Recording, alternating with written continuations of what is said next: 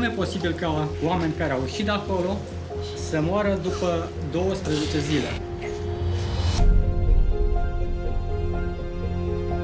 Deci, practic, ei au ascuns lucrurile astea, da?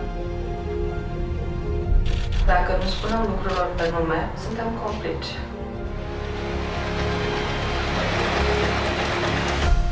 Povestea e atât de halucinantă încât mi-e teamă că o să părem nebuni. Sunt ministrul sănătății. Dar primul lucru pe care trebuie să-l faci ca să câștigi sau să recâștigi încrederea cuiva este să încetezi să-l minți. Omor oameni. Nu ne putem permite treaba asta. Și cum ne poate rezolva chestia asta?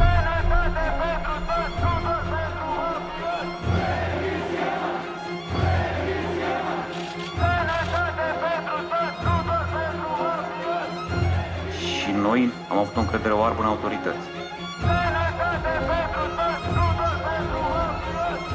Iar ce vedem aici, de când am venit, e... Dar tot ce e sub este putred.